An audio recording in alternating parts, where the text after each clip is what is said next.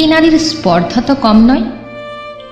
যে সমাজে পুরুষই বরেণ্য, সাহিত্য থেকে বিজ্ঞান, যেখানে তাদের অবাধিত বিচরণ, সেই মহলে একজন নারী জায়গা করে নেবেন, তা তো কখনোই মেনে নেওয়া যায় না। তবে সমাজ কি বলল, কি ভাবল, তা নিয়ে ভ্রুক্ষেপ ছিল না এই নারীর। তিনি যে পথ বাছতেন সেই পথেই হাঁটতেন, হোক না সে পথ অতি দুর্গম কিংবা চড়াই উতরায়ে ভরা। এ বিষয়ে তার কোনো দুশ্চিন্তা ছিল না, কারণ তিনি জানতেন আর কেউ না হোক, যিনি তার বন্ধু, তার শিক্ষক, তার পথ প্রদর্শক, তার সঙ্গ দেবেন। এই বন্ধু হলেন দ্বারকানাথ গঙ্গোপাধ্যায়, এবং মহীয়সী দৃঢ় চেতনা সম্পন্ন নারীটি আর কেউ না, আমাদের বাঙালি ঘরের কন্যা কাদম্বিনী বসু। পরবর্তীকালে দ্বারকানাথের সঙ্গে বিবাহ সূত্রে কাদম্বিনী গাঙ্গুলি নামে পরিচিতি পান।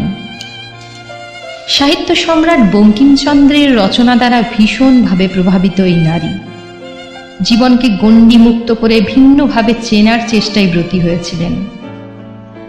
সংস্কৃতির নানা অঙ্গনে তথা সামাজিক সমস্যাগুলির ক্ষেত্রে, নারী আন্দোলনের ক্ষেত্রে তার যে ভূমিকা, সেখানে তিনি সাহসী, ব্যতিক্রমী, অসাধারণ তীক্ষ্ণদী, গুণী ও প্রখর চেতনা সম্পন্ন এক অসামান্য নারী।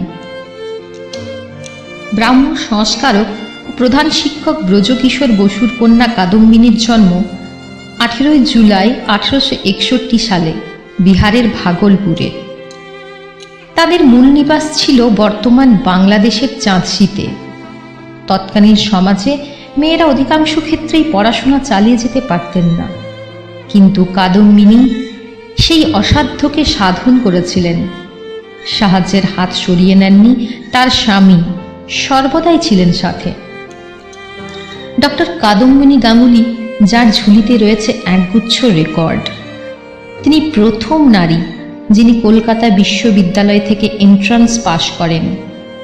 তিনি ও চন্দ্রমুখী বসু ব্রিটিশ অধিকৃত দেশগুলির মধ্যে প্রথম বিএ পাশ করেন। ভারতীয় উপমহাদেশের মধ্যে তিনি প্রথম নারী যিনি বিদেশ থেকে মেডিকেল ডিগ্রি অর্জন করে পাশ্চাত্য রীতিতে চিকিৎসা করবার অনুমতি পান। এই সম্মান সত্যি ঈর্ষণীয়। প্রতিভার কাছে তৎকালীন সমাজ মাথা নত করলেও সাদরে গ্রহণ করতে পারেন। সেই সময়ে সমাজের দিকপাল ব্যক্তিদের সঙ্গে এক আসনে এই বঙ্গনারীর স্থান হবে, তা অবশ্য হজম করতে সময় লেগেছিল। তার জীবনযাত্রা নিয়ে প্রতি পদে পদে চলত বিদ্রূপ তামাশা। কাদম্বিনী যখন ডাক্তারি পড়ার সিদ্ধান্ত নেন, তখনই সমাজের অনেক ধীমানের কপালে ভাঁজ পড়তে শুরু করে। এরপর তাকে শুনতে হয় নানা কুৎসা। কাদম্বিনীর সহ্য সীমা ছাড়ালো যখন বঙ্গবাসী নামে এক পত্রিকায় তাকে 12 বনিতা আখ্যা দেওয়া হয়।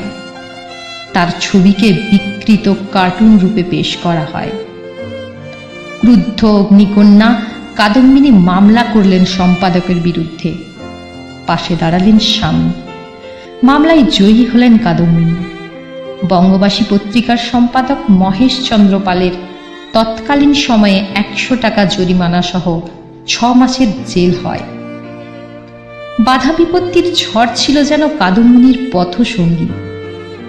কলকাতা মেডিকেল কলেজে ডাক্তারি পাশ করার পর সে সময়ের একমাত্র মহিলাদের হসপিটাল ডাফরিনে যোগ দেন কাদম্বিনী। তবে সেখানে ডাক্তারের অসহযোগিতায় দাঁতে দাঁত চেপে লড়ে যান কাদম্বিনী। অবশেষে বুঝতে পারেন দেশি ডিগ্রিতে এ সমাজে একটি নারীর অন্তত ঠাঁই পাওয়া মুশকিল।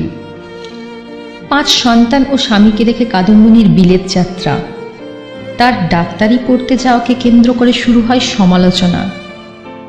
তবে সেখান থেকে LRCC, LRCS, OGFCS উপাধিতে সম্মানিত হন কাদম্বিনী।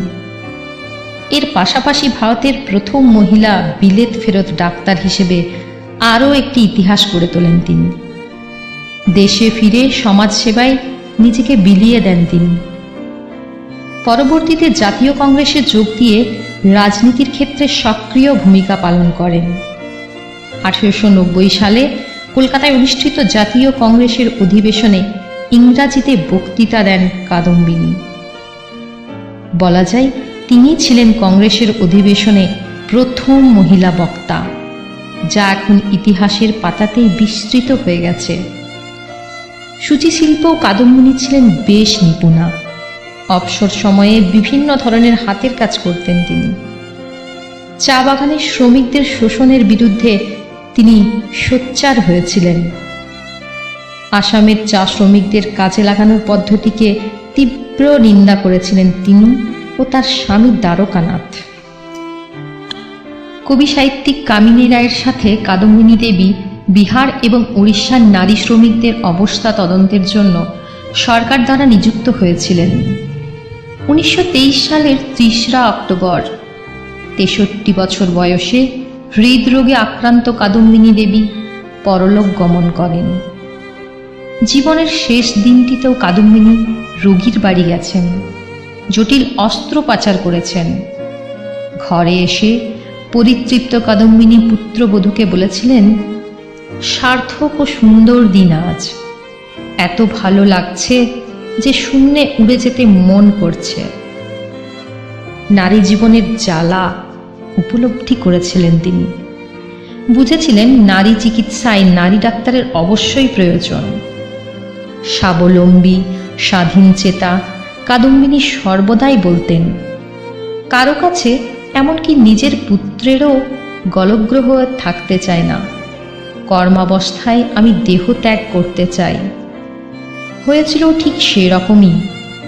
পুত্রবধূর সঙ্গে কথা বলার কিছুক্ষণ পর স্নান করতে গিয়ে কঠিন সেরিব্রাল স্ট্রোকে আক্রান্ত হয়ে জীবনাবসান ঘটে এই মহিলা ডাক্তারের।